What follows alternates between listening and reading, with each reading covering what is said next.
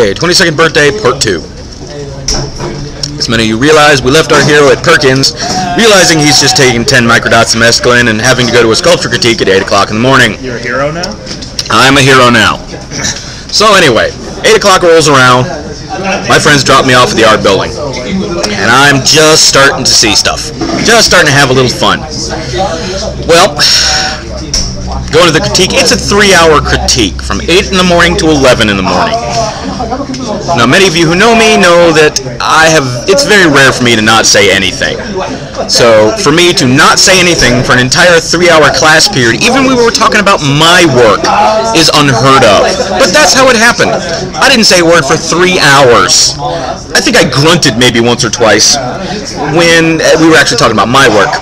Anyway, the critique's over, we get up to leave, I go put my work in my studio, and as I'm leaving, I'm right at the door, and behind me I hear a voice, and it's not a voice I recognize because it's the booming voice of Odin himself. And he says to me, "John, John, John, John." I turn around, and it's not my sculpture professor, but his giant floating head. His beard is wafting in the wind. "Are you okay, K? Oh God," I'm thinking. I look at him and go, "How do you do the echo?" "It's okay, it was my birthday last night." "You don't look so good. Good. Maybe you should go home. "That's a good idea. I'll see you tomorrow." Now, from the art building on campus to my apartment downtown is normally a 2-minute walk. It takes me 20 minutes to get home, because people keep growing out of the ground to talk to me. Literally, dirt people. And any time too many dirt people surround me, this little foot-tall version of my roommate Tox appears in midair and says, "Centerville, it's a great place to raise your kids." So I finally make it back to my apartment, and now I have to contend with the combination lock on the door, which normally has 5 buttons, but today has 30, and half of them are in Chinese and Cyrillic. I don't know. I actually had to get a homeless guy to put in the code so I can get into my apartment. Get up to my apartment, finally think I'm safe. There's my roommate Tim, there's my roommate Tox, and I'm like, "Okay guys, John hadn't started to peak yet. Who's babysitting?" At which point Tox looks at me and says, "Dude, we both got to go to work. You're kind of on your own." No. There's nothing but Tim's artwork in here and my artwork in here. It's all angry and pointy. We live on the 2nd floor of an apartment building with 9 windows in the living room and not a bar on one of them. You're not leaving me alone. At which point in time, my neighbor Mike, the one with a quirky sense of humor, comes across the hall because he's heard me come in, and says, "John, I don't have class today. I can keep an eye on you." Well, that perks Tox's ears up. Tox says, "Mikey, sidebar." Pulls Mikey aside and looks at him and says, "Mikey, have you ever taken care of somebody who's tripping before?" "No." Okay, a couple of ground rules that should make this a little easier. Rule 1, hide all the mirrors. John's a pretty cool guy, very level-headed, but most people who are tripping, if they look in a mirror, they get a little confused. John is probably not going to be an exception, so it's just better not to play with it. Just cover all your mirrors. Okay, so rule 1, no mirrors. Got it. Rule 2, hide his shoes. If you hide his shoes, he won't go anywhere. He's going to try. There's no ifs, ands, or buts. He's going to try and escape. If you remind him he has no shoes, he will not go anywhere. Okay, no mirrors, no shoes.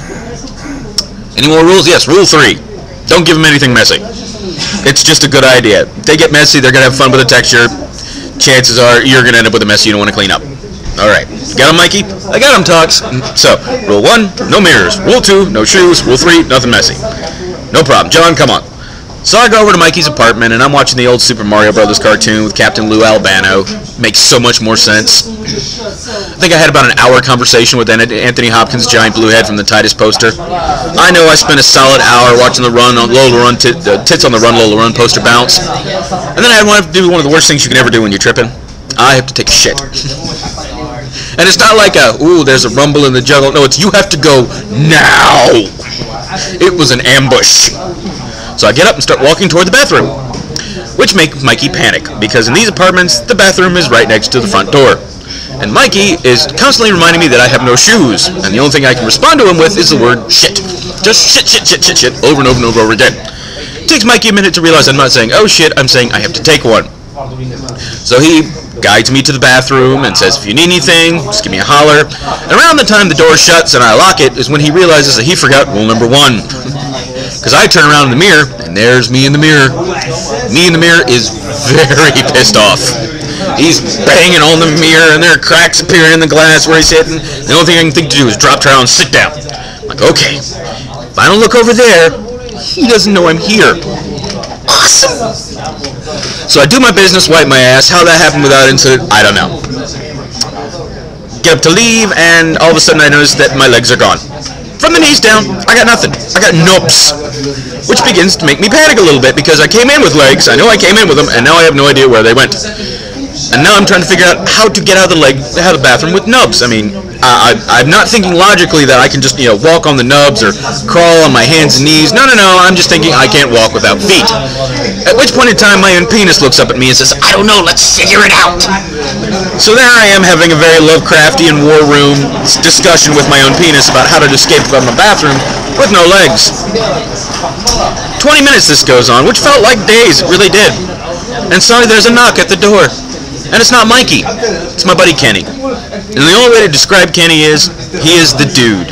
In looks, in attitude, even in favorite drink, he is the dude. And the dude is at the door.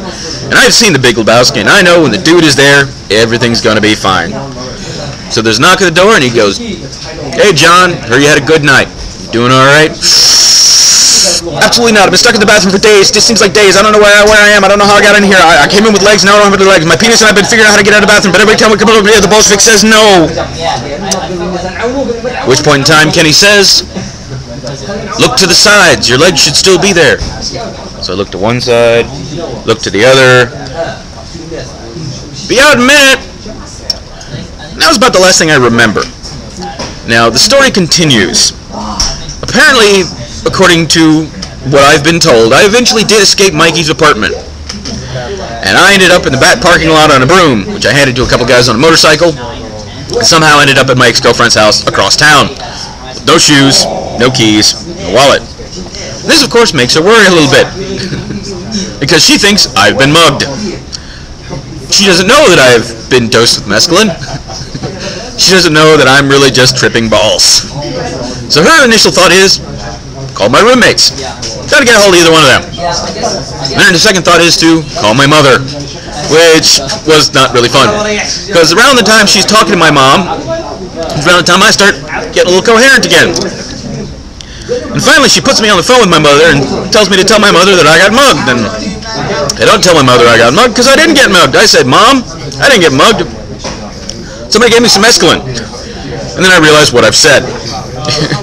And there's just this wonderful silent countenance from my mother who simply just says in a very low monotone, I'll be there in an hour. Oh, no, Mom, you don't have to come here. I'm fine. I'm just joking. I'm a little drunk. I'm okay. Yes, ma'am. Yes, ma'am. Yes, ma'am. And that was my 22nd birthday. I'm so glad all those people are no longer in nearby vicinity. But I love them all. That wouldn't change. And I hope you all enjoyed this story. And I hope it inspires you to go live your own stories without mescaline. Have a good day.